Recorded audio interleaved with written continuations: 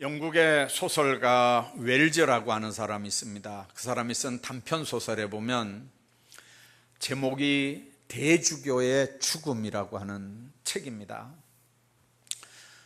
대주교가 하루에 세 번 기도 시간을 정해놓고 들어가서 하나님 앞에 기도를 합니다. 하나님, 제 소원을, 제 기도를 들어주십시오. 하나님, 제 기도 좀 들어주십시오 하면서 이런 기도 쭉 하면서 이제 하나님 앞에 기도를 합니다. 하루에 3번씩 정하고 들어가서 열심히 그렇게 기도를 하는데 어느 날 하나님, 제 기도 좀 들어주세요 하고 기도를 했는데 어디서 음성이 들리는 거예요. 그러면서 알았다. 무슨 기도를 들어줄꼬? 무슨 기도를 들어줄꼬? 뭘 원하느냐? 그 소리가 주교 귀에 이렇게 들렸습니다. 눈을 떠보니까 아무도 없는데 틀림없이 그 소리가 또 들립니다. 내가 네가 구하는 뭘 들어주랴? 주교가 어떻게 됐겠습니까? 하나님이 나의 기도를 들으시는 거구나. 하나님이 내 기도를 들으셨구나 하면서 신음하듯 중얼거리다가 뒤로 벌렁 나가 자빠졌대요. 나중에 보니까 심장마비로 죽었대요. 여러분들, 웰즈가 그 책을 쓰면서 하려고 했던 일이 있습니다.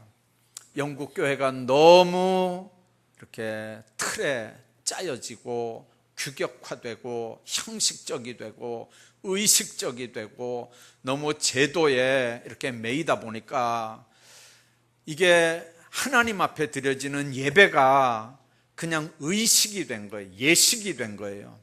하나님 앞에 기도를 하는데 정말 하나님이 들어주겠다고 뭘 원하느냐고 하니까 하나님이 정말 내 기도를 들으셨네 하면서 심장마비가 돼가지고 죽을 정도가 된 상황이 되니까 여러분들, 하나님이 나의 기도를 들어주십시오. 평생 기도했는데 정말 하나님이 뭘 들어주기를 원하느냐 하니까 그만 심장마비가 걸려서 죽고 말았다고 하는 이 웰즈의 책 내용은 오늘 우리로 많은 걸 생각하게 합니다.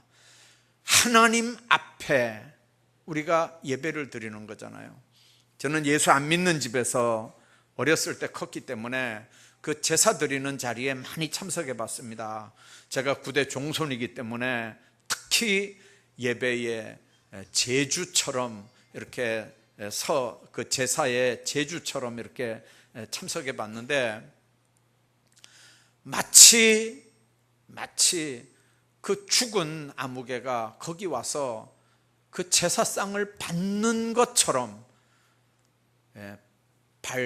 이렇게 뒤꿈치를 들고 걷고 말도 안 하고 아주 너무 그렇게 엄숙하게 그렇게 어렸을 때 제사 드렸던 그 경험이 있습니다. 여러분들, 우리가 하나님 앞에 예배 드린다고 할 때 그 예배의 대상이 하나님이 받으시는 예배, 기도는 하나님께 드리는 기도, 찬양도 하나님이 받으시는 찬양이라면 우리의 기도나 우리의 찬양이나 우리가 하나님 앞에 드리는 이 모든 예배 순서들이 어떻게 하나님 앞에 드려질까요? 여러분들, 여러분이 하나님이 여러분들의 기도를 듣고 계신다는 걸 확실히 믿으십니까? 들으시는 하나님, 받으시는 하나님 앞에 여러분들이 분명하게 하나님 앞에 기도합니까? 변화산에서 내려오신 예수님과 제자들을 기다리는 사건은 말 못하게 하는 귀신 들린 아들을 데리고 예수님께 나온 사람들의 기사로 시작을 합니다. 산 밑에 있던 제자들 3명만 데리고 예수님이 올라갔기 때문에 나머지 제자들은 그 밑에 있었습니다. 그런데 귀신 들린 아들을 데리고 온 아버지가 그 제자들에게 나가서 귀신 쫓아내주기를 원했는데 못 고쳤다 그랬습니다. 그리고 그렇게 씨름을 하는 중에 예수님이 산에서 내려오셨고, 그리고 예수님으로 말미암아 그 모든 문제가 다 해결이 됐습니다.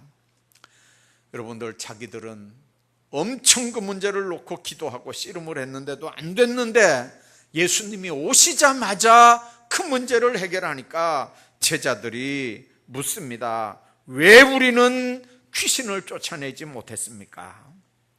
그때 예수님이 하신 말씀이 오늘 본문입니다. 기도 외에 다른 것으로는 이런 종류가 나갈 수 없느니라. 이런 종류는 뭡니까?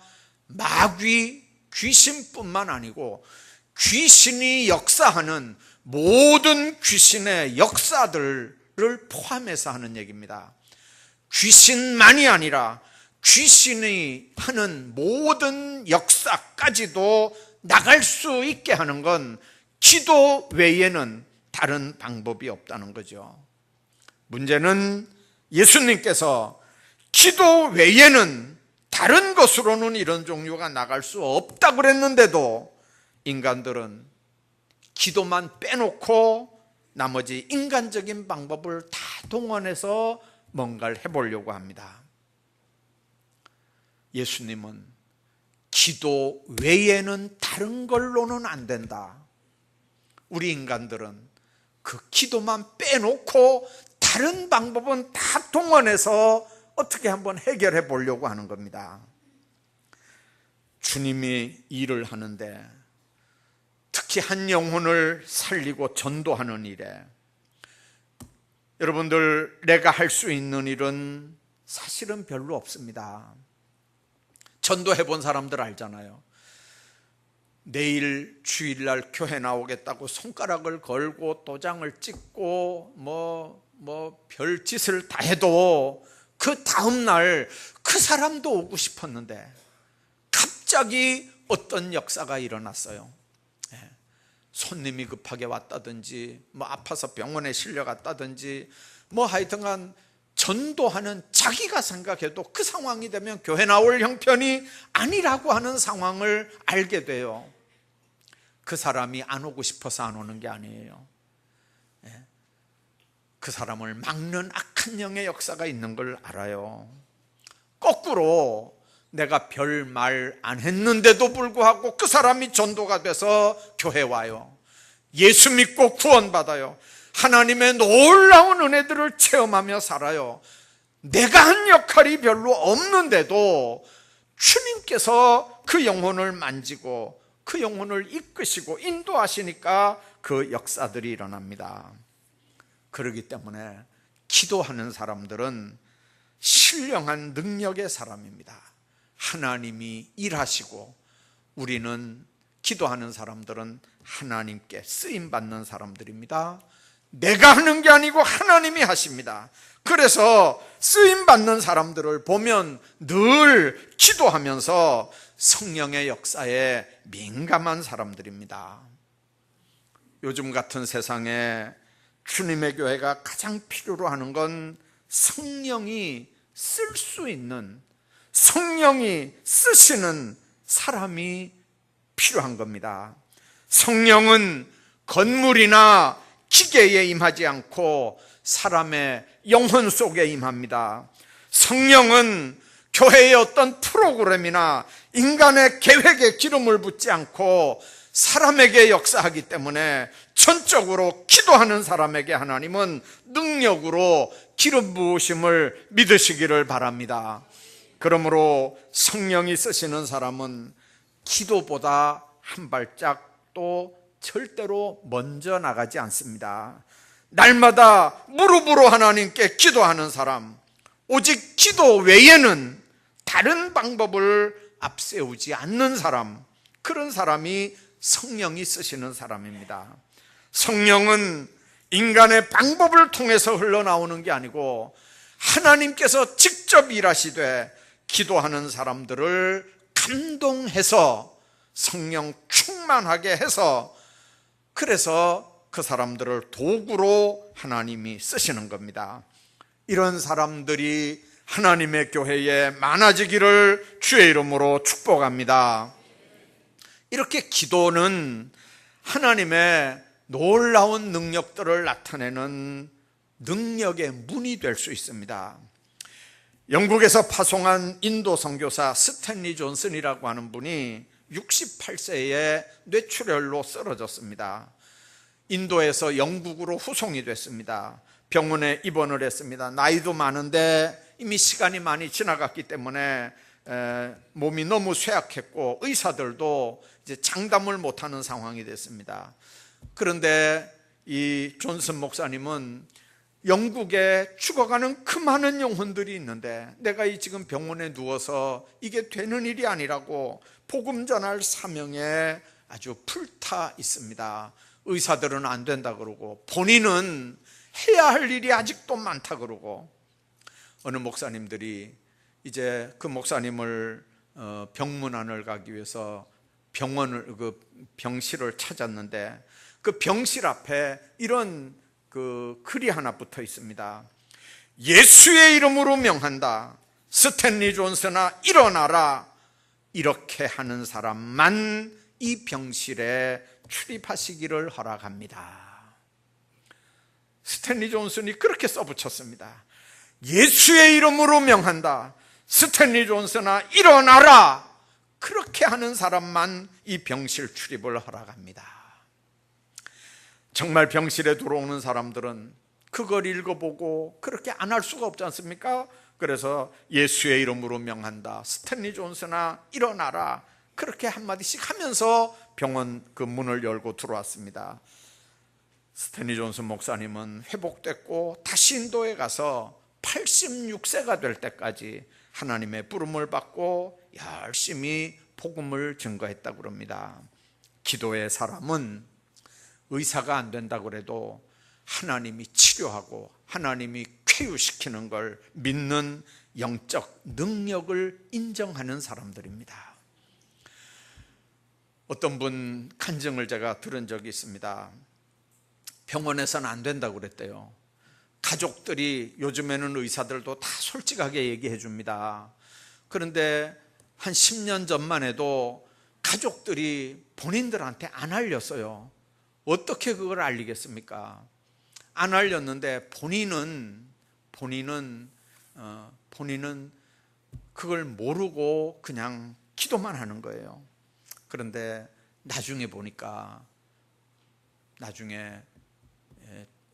사진을 찍어 보니까 이 병이 깨끗하게 없어지고 안 보이는 거예요. 피를 빼서 검사를 하니까 피가 다 정상이에요. 의사가 오히려 묻는 거예요. 무슨 약을 먹었느냐? 무슨 처방을 받았느냐? 그러니까 그분 하는 얘기가 나는 한 거 없습니다. 한 거 없습니다. 하나님이 아직도 내가 해야 할 일 많은 거 알기 때문에 하나님께서 나를 치료해 주셨다고 난 믿습니다. 가족들은 더 놀라는 거예요. 이건 죽을 병이었는데 정상적으로 깨끗하게 된 거니까요. 여러분들 지금도 이런 일들은 얼마든지 있다는 걸 믿으시길 바랍니다. 여러분들 심지어는 전도 현장에서도 이런 일들이 일어나요. 우리는 말 잘하면 전도될 줄 알잖아요. 아니요, 설득당하면 기분 나빠서 그 사람 교회 안 나와요. 말로 이기면 그 사람 교회 나올 것 같잖아요. 말에 진 사람은 기분 나빠서 잠을 못 잔다니까요. 교회 안 나와요. 역사는 하나님이 하셔야 되는 줄로 믿습니다. 초라한 식탁 앞에서도 감사기도 하고 누추한 침상에 누워서도 감사할 수 있는 사람은 기도하는 사람입니다. 기도로 하나님과 동행하고 하나님은 능력으로 그와 동행합니다. 이런 축복의 주인공들이 되시기를 주의 이름으로 축원합니다. 어느 시골 교회에 전도 주일이 됐대요. 많은 사람들이 전도 어떻게 해야 되나, 또 목사님이 전도해 오라고 달달 볶을 텐데 이 시골 동네에 전도할 수 있는 사람이 이게 제한이 돼 있잖아요. 어떡하나 이발을 하는 김 집사도 이발소를 하면서 어떡하나 고민을 하면서 하나님 앞에 기도했대. 하나님, 이번에 이 전도 주일에 나도 전도 한 명 해서 이 교회 좀 갈 수 있게 해 주십시오. 그런데 그렇게 기도하고 얼마 이렇게 매일 기도하는데 어느 날 평소에 별 문제도 아닌데 말다툼을 해가지고 이 좀 관계가 서먹서먹한 그 동네 사는 사람이 이발을 하러 들어오더라는 거죠. 딱 보는 순간에 이게 좀 서먹서먹하지만 그래도 어서 오라고 하고 이제 앉았는데, 이 손님 입장에서는 서먹서먹하긴 하지만 그 사람한테 머리 대고 머리 깎기는 쉽지만 거기 안 가면 몇 동네 차를 타고 밖에 나가서 해야 되니까 귀찮아가지고 그냥 이제 온 거예요. 와서 그냥 이렇게 앉아 있는데 속으로, 야, 이게 전도하긴 해야 되는데 이게 뭐라고 전도를 해야 되나 하면서 이제 뭔 말을 먼저 꺼내야 되나 이렇게 하면서 이제 하다가 보니까 머리를 딱 깎았어요. 그 다음에 이제 면도를 하는데 이렇게 옛날에 가죽 혁띠 같은 데다가 면도칼을 이렇게 쓱쓱 이렇게 하잖아요. 하는데 그 비누 붓을 이렇게 해가지고 여기다가 그냥 하얗게 비누 붓 이렇게 거품을 이렇게 해놓고는 그 다음에 면도칼로 이렇게 쓱쓱 하고 그 다음에 요만큼 신문지 요만하게 잘라가지고 칼로 신문지를 탁 이렇게 자르더니 목에다가 칼을 딱 갖다 대고, 죽을 준비 됐나? 이렇게 하는 거예요. 죽을 준비 됐나? 왜 그러냐면 이 이발사는 생각에 이게 지금 죽는다면요, 예수 안 믿고 죽으면 이거 지옥 갈 거잖아요. 나중에 뭐 할 말이 있겠어요. 동네 교회가 있는데 여러 사람들이 다 전도했을 텐데 이게 나중에 가서 이게 뭐라고 하겠냐, 뭘 할 말이 있겠나 생각하니까 너무 답답한 거예요. 너무 답답한 거예요. 그래서 칼을 갖다 대고 죽을 준비 됐나 이러니까 이 면도하는 사람은 기절을 하는 거예요. 기절을 하는 거예요. 그런데 한마디 더 하는 게, 할 말 있나 이렇게 하는 거예요. 여러분들, 그런데도 그 사람이 그 사건 때문에 전도를 받고 나중에 예수 잘 믿었을 뿐 아니라 그 이발사하고는 너무 둘도 없는 그런 친한 친구가 됐다는 얘기예요. 인간적으로 볼 때 수단 방법으로 전도하는 것 같죠? 아니요.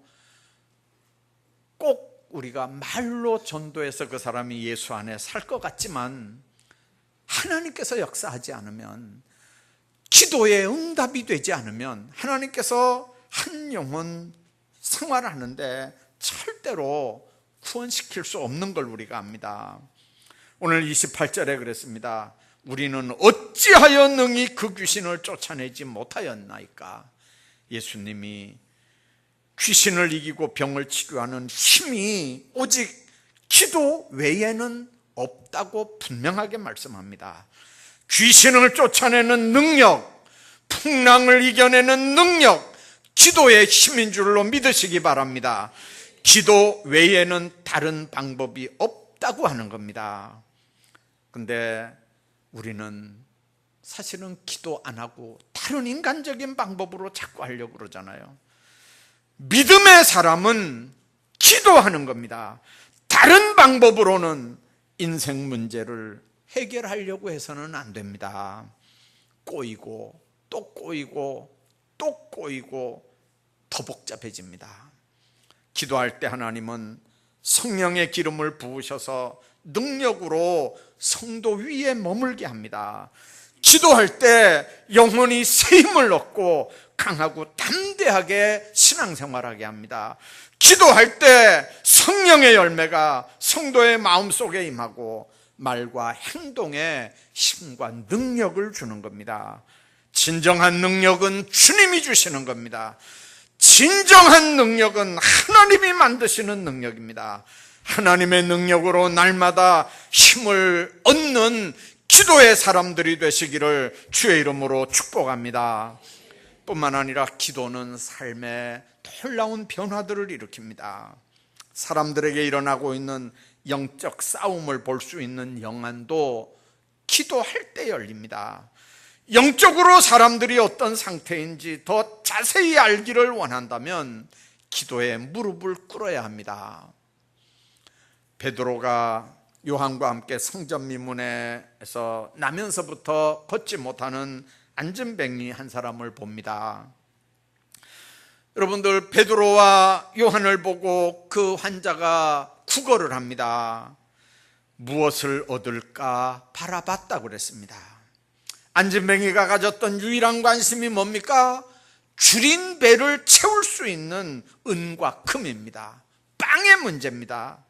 습관적인 강구입니다. 그런데 베드로가 그 사람을 보는 순간에 이 사람에게는 은과 금이 필요한 게 아니고 예수님이 필요한 거구나 하는 걸 보게 됩니다. 그래서 베드로가 그럽니다. 은과 금은 내게 없거니와 내게 있는 것을 네게 주노니 나사렛 예수 그리스도의 이름으로 일어나 걸으라. 그러면서 오른손을 잡아 일으켰다고 그랬습니다. 그때 발과 발목이 힘을 얻었습니다. 내게 있는 것, 은과 금은 나에게 없다는 거예요. 그러나 내게 있는 것, 예수의 이름으로 일어나 걸으라. 오늘 우리는 어떻습니까? 예수님을 만나면 인생이 새로워집니다. 성전에 들어가면서 걷기도 하고 뛰기도 하며 하나님을 찬양했다고 그랬습니다. 기도는 하나님과 생명적인 관계고 살아있는 교제입니다. 인생이 걷고 뛰고 찬양하는 것은 기도로 시작하는 하나님의 기적입니다. 사도행전 16장에 보면 바울과 실라가 빌립보에서 복음을 전하다가 감옥에 갇히게 됩니다. 구타를 당하고 결박돼서 깊은 감옥에 갇힙니다. 여러분들, 얼마든지 원망하고 불평할 수 있는 상황입니다. 전도 안 하는 제자들도 있었거든요. 자기들은 전도했습니다. 그런데 주님 앞에 열심히 복음 전도하다가 감옥에 지금 갇혔습니다. 두들겨 맞고 정말 얼마든지 낙심하고 절망할 수 있는데 거기서 하나님 앞에 찬양을 하는 겁니다. 거기서 하나님 앞에 기도하는 겁니다. 여러분들, 왜 그런 상황에 기도가 나오고 찬양이 나올까요? 나 같은 게 뭔데? 나 같은 게 뭔데? 여러분들, 이게 우리 신앙의 기초여야 합니다. 나 같은 게 뭔데? 주님이 만일 부르지 않았다면 나는 지옥 백성일 거고 마귀에게 평생을 끌려다니다 지옥 가야 되는 인생인데 주님께서 나를 불러 하나님의 자녀 삼으셨고 뿐만 아니라 그 복음을 전할 수 있는 전도자로 삼아주셨다고 생각하니까 너무 감사한데, 거기다가 예수님 이름 때문에 두들겨 맞고 감옥에까지 갇히니까 이건 하나님 나라 상이 있고 면류관이 있을 걸 생각하니까 이건 너무너무 감사한 거예요. 그러니까 원망 불평이 아니라 감사와 찬양이 나오는 겁니다. 그러니까 큰 지진이 일어나고 감옥문이 열리고 결박이 풀어지는 역사가 일어났습니다. 험한 세상을 살면서 여러분들 지금 어떤 옥에 갇혀 있습니까? 무엇이 여러분들을 그렇게 옥죄고 있습니까? 무엇 때문에 여러분들이 결박당해 있습니까? 바울의 옥문이 열리고 베드로의 옥문이 열리고 다니엘의 옥문이 열린 것처럼 여러분들이 뭔가에 갇혀 있다면 그 갇혀 있는 옥터가 흔들리고 옥문이 열려지고 그리고 결박이 풀어지기를 주의 이름으로 축복합니다. 가난의 옥에서, 질병의 결박에서, 고난의 옥에서 풀려지기를 주의 이름으로 축원합니다. 죄악의 결박에서, 영적으로 고통당하는 깜빵에서, 실패와 좌절의 결박에서 예수의 이름으로 풀려나기를 주의 이름으로 축원합니다. 우리의 형편과 처해진 상황이 어떠하다 할지라도 기도하면 굳은 마음도 움직여지고 병든 몸도 고침을 받게 되고 불가능도 얼마든지 가능으로 만들어주시는 게 기도하는 사람들이 체험하는 영적 능력입니다. 뜨겁게 기도하고 찬송함으로 근심 걱정도 사라지고 가난도 질병도 떠나고 결박하고 악하고 더러운 사탄과 죄악도 여러분들에게서 떠나기를 주의 이름으로 축원합니다. 경제적으로 어려우면 낙심하고 좌절할 게 아니라 그 문제 때문에 믿음 있는 사람들은 오히려 기도하게 되는 걸 우리가 봅니다. 여름마다 겨울마다 재직 직분자들 세미나 하잖아요. 이번에도 11명이 기도원에 갔었는데 갔다 와서 그분들 다 하는 얘기가 그래요. 작년 여름보다 훨씬 더 많이 왔더라는 거예요. 뭘 의미합니까? 잘 먹고 잘 살 때는 기도 안 해도 그냥 잘 먹고 잘 사는 거예요. 기도원에 와서 기도 안 해도 그냥 잘 먹고 잘 사는 거예요. 경제가 여러분들 어려워지니까, 사업이 부도가 나니까, 하던 사업들을 문 닫게 되니까, 여러분들 다니던 직장에서 퇴출을 당하니까 여러분들 기도 안 하고 방법이 있습니까? 기도 안 하고 방법이 있어요? 그러니까 기도원이 차고 넘치더라는 거예요. 발 디딜 틈이 없이 왔더라는 거예요. 여러분들, 그렇다면 오히려 풍성하게 누릴 때 하나님 앞에 기도하면 평소에 얼마나 좋겠어요. 뿐만 아니라 기도하는 사람들은 삶의 자리를 변화시켜 나갑니다.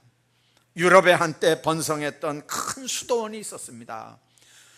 정말 수도원인데 1000명 이상이 수도사들이 모여있던 엄청난 큰 수도원입니다.